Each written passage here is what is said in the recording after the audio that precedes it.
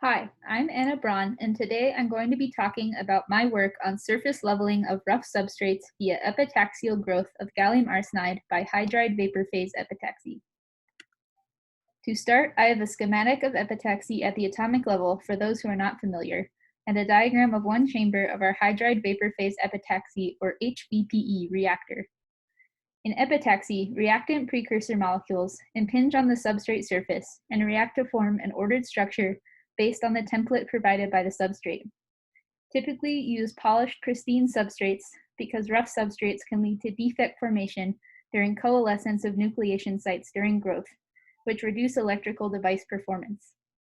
HVPE is one method of vapor phase epitaxy that uses arsine and in situ formed gallium chloride to grow gallium arsenide on a substrate.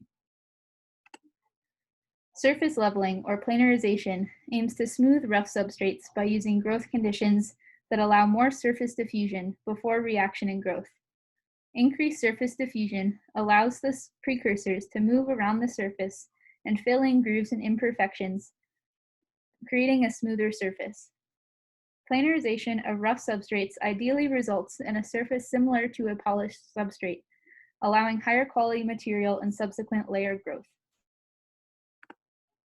The motivation for growth on rough substrates stems from the large portion of the cost of the gallium arsenide solar cell attributed to the substrate. Gallium arsenide solar cells are the highest efficiency cells available, but their cost is prohibitive to use outside of high-value markets. We looked at two types of lower-cost substrates as a way to lower the cost of a gallium arsenide solar cell: unpolished substrates and faceted substrates produced as a result of a substrate reuse technique. Literature cites 5:3 ratio, the ratio of the flow of the arsenic-containing precursor to the gallium-containing precursor, as a key variable to favoring lateral growth, and we suspect it to improve planarization as well. So in this work, we primarily focused in varying the 5:3 ratio during growth to improve planarization. For unpolished substrates, the surface roughness after growth was measured by atomic force microscopy and was compared to that of the same growths on pristine substrates. The faceted substrates have large triangular facets left after removing a device that would make substrate reuse impossible if they could not be planarized. The facet shape before and after growth were compared using scanning electron microscopy to determine the effect of 5:3 ratio on planarization. The AFM results of the unpolished substrates showed an apparent change in surface morphology, as you can see in the images. And quantitatively, there was a general decrease in the root mean squared roughness with increasing 5:3 ratio. The faceted substrates have facets due to the 110 plane being more favorable for fracture during previous device removal, as you can see in this diagram.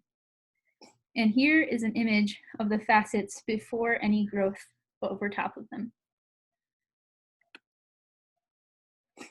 After growth, we saw that a 5:3 ratio of 5 and 10 result in a reduction of the peak to trough height and almost full planarization in some areas of the highest 5:3 ratio. It's interesting that we saw planarization in the lowest 5:3 ratio, but lower growth rate has also been cited in literature for favoring lateral growth. Because of this, we believe the low growth rate allowed planarization in the lowest 5:3 ratio sample. In summary, we confirmed 5:3 ratio has an effect on the surface roughness of growth on rough substrates, and we saw evidence that growth rate could also play a role in planarization. As this project continues, we plan to optimize planarization using a combination of 5:3 ratio and growth rate, and we will grow full photovoltaic device structures to confirm we have high-quality material growth after planarization. We also hope the results from this project can be translated to planarization of other rough substrates. Here are my references. Thank you for listening.